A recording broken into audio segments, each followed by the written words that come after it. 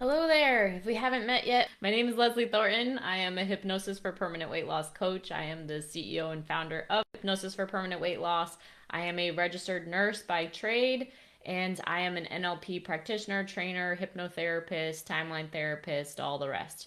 Okay, and I used to struggle and suffer with food, body, and weight stuff for the majority of my life. 8 years old was the first time that I ever became body and calorie and diet aware, and did Weight Watchers by the time I was 13, and Slim Fast Shakes, but even earlier than that in the morning. And, going to the gym and working out by 13, sneaking into the gym, was a personal trainer myself in college. Just always was trying to control myself, my eating, my diet, all of the rest. And to the point where it became a mental obsession. I considered myself a food addict for a long time, and now am completely free from food as the result of doing hypnosis for permanent weight loss and continuing this journey myself. So today the topic that I'm bringing to you is around self-sabotage, and how self-sabotage, like, what is it and why did we experience it? We have the questions that we ask ourselves, like, what is wrong with me? Why can't I stick to my diet? Right? All of that cycle, that vicious cycle of why can't I XYZ when it comes to staying consistent on your goals. Okay, so first of all, I need to have you understand is that we all have something that's called the unconscious mind. Okay, so the unconscious mind is the part of the mind that is in charge of your beliefs, your habits, and your behaviors automatically. Okay, so the first 0 to 10 years of your life is when the blueprint of your unconscious mind is laid out. So, whatever messages you got consciously or unconsciously from your parents, from your caregivers, from your school, from your religion, that all equals the way that you see and view and experience the world today, especially when it comes to food, body, and weight. Okay, so the conscious part of our mind is the part of you that is logically analyzing as you're watching this. It's what the part of your mind that you exercise in school. The unconscious mind is in charge of 95% of the results that you get in your life. Okay, so how many of you can relate to part of you, like every day you wake up and you say you want to stay consistent with your diet, and then by 2 p.m., your hand is in the chip bag and you're completely going out of control and you're self sabotaging, and the scariness that that can feel. Anyone?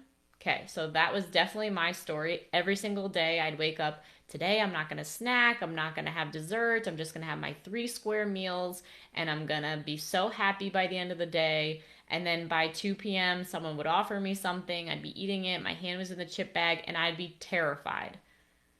Why? Because I genuinely wanted to stay consistent on my diet plan, and these behaviors were happening automatically.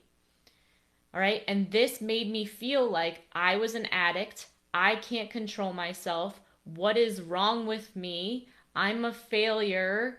I have a journal that's probably not too far from me right now. Sometimes I pull it out, where I was in a black and white notebook writing, what is wrong with you, Leslie? Why can't you stay consistent? This is awful. It was terrible. And this was decades of my life that this went on. Okay, so self sabotage is happening actually in the unconscious realm. It's not your fault that you're experiencing this. Okay? It is not your fault that this happens. It's not. This is something way more powerful than you. And luckily, we have found today through neuroscience that hypnosis is actually an awesome tool that actually communicates with this super powerful part of your mind so that you can be aligned, so that both parts of you can say, I want to have a lean, strong, and healthy body. I want to stay consistent on my goals. I want to eat moderate portions at meals. And then it just automatically happens versus it being an uphill battle, strain, struggle, everything hard that it can feel like. Okay, so the function of self sabotage is to actually keep you safe. Okay, because the unconscious mind's job is to keep you safe. The unconscious mind's job is to keep you safe. And so it actually feels in times of stress, or after maybe you have put your body through some scarcity because you've been being good all day and not eating throughout the day too much, then your body is gonna, your unconscious mind is gonna sabotage you because it feels unsafe, and it's like, we need to make sure that we're getting enough food. All right, so this is like primal instinctual functions that happen. It's not something about willpower or self-control at all. Okay, so when you are eating off your diet or food plan and self-sabotaging unconsciously, it's because your unconscious mind is trying to keep you safe. Okay, this can be very frightening, right? Like, I would be in a panic when this would happen because I literally felt like maybe there's like another, not really, but like entity that is like causing this to happen. Like, it just felt like this awful, awful thing. And again, it kicked up these voices inside my head of, what's wrong with you? You suck at this. Why can't you get your SHIT together? Right? Just that. And so it can feel very frightening. And then when that voice kicks up and we start being hard on yourself, that's also when your unconscious mind is trying to protect you and will help you to numb away that pain. Okay, so it will, then you'll crave a drink of alcohol, or you'll crave something sweet, or you'll binge, right? Or you'll just eat off what you planned on eating. This is all a function of that same thing. So that's when it ends up being this vicious circle. Okay, because it's like, you have good intentions, you don't follow it. The negative mental chatter about yourself kicks up. That feels painful, so you numb out of that. Right? How many of you can relate to, you are upset with yourself because you ate too much, and then you're eating as a way to deal with the upset? It doesn't make any sense, right? But it's what we do. And that's what leads to these other stories of, I can't control myself, I'm an addict, this is ridiculous, right? Like, all of that stuff. It's real. It's real, and it's not your fault, and there is a way out of it. Okay? Common reasons for self-sabotage is simply just growing up, and this is like, all human beings will have a flavor of this, so it's not like whatever. There's some aspect of you not feeling loved, appreciated, understood, cared about, listened to, right? And when that happens, when you never felt like you got a safe place to express, to emote, to feel safe in your vulnerability, then what we do is we go internal with that, we internalize that, and that energy still feels painful, and it needs to go somewhere. And so that painful energy, we got smart at some point in our lives and learned that food numbs away that pain. And all human beings' job, and all human beings want, is to avoid pain.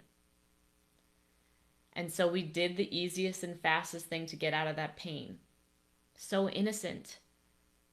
And yet this is the thing that's also causing us so much pain, which is why this is this big self-sabotage cycle. So we need to support you in how to actually feel the pain, move past those challenging emotions, so that you can feel the freedom of getting past that, and then being able to take a deep breath and be like, okay, I feel okay today. Like, what do I want to do? Like, get you back into the present moment and back into your day, versus just in your head spiraling around and around of what you did or didn't do, and how, what diet am I going to do next, and how am I going to stay in control tomorrow, and just like never ever having that relief from all of that. Okay, so the way to get past this, like I'm starting to say now, is to practice emotional mastery. We as human beings in school are not taught how to be with our emotions. We are not taught that life is stressful, and that stress isn't a bad thing. We're not taught with how to best equip ourselves with how to actually feel the pain, how to actually feel safe enough to express ourselves, to feel safe enough to be vulnerable, to ask for help, to be a human being. Right? Most of my clients are very successful business owners, And the reason you became that way is because you are so good at numbing away and stuffing emotions, right? Because there really isn't a place in the work world for emotions, right? There's not really a safe place for it. So you got good at it because you didn't have that space as a kid and you had to cope by yourself with food, with alcohol. Not wrong or bad, it's made you who you are today. And I talk about two types of success in this world. There's the type of success like, say, tragedies like Robin Williams, where obviously, he had to do drugs to get himself to feeling okay. And so he got to a high level of success, but in order to get there, because there's always challenging emotions when you're going after success, he had to numb away the pain with drugs. So that's a non sustainable way to be successful. A sustainable way to be successful is that you also learn how to healthily manage those stressors and those feelings along the way while you're still going after your goals in a super powerful way. For whatever reason, I always think of Meryl Streep. She just like embodies this woman that she's very successful, but she also is a role model of just like a way to elegantly hold yourself and walk through the world with confidence and also like not ego. It's just like I just feel like that's the way that she is. I don't know everything about her, so if I'm totally wrong, you can let me know that. But that's the representation I have of that. Okay, Marilyn Monroe, like she died tragically. She had a high level of success, but she obviously had some demons in the background, right? And I know for sure that if you have that level of success and you have not done emotional mastery, you haven't learned how to reparent yourself, how to heal that inner child in you that still feels scared or unsafe based on events that happened in the past. All of us have some of this. It's just human. Then we're numbing it away. It's coming out in a different form, which could look like self-sabotage. It could look like not being able to stay consistent on your diet. And it could look like there being a lot of inner turmoil happening in the background. And I don't want that for you anymore if you don't want that. So drop in the comments below, was this video helpful for you? What are you taking away from it? Are you on the path of the first type of success where it's self-sabotage, or the second path of success? Do you already have emotional mastery tools? Have you learned how to do reparenting things and address your inner child stuff? Would love to hear from you either way where you're at. And my team and I will be in here supporting you however we can in the comments. Have a great day. Talk to you again soon.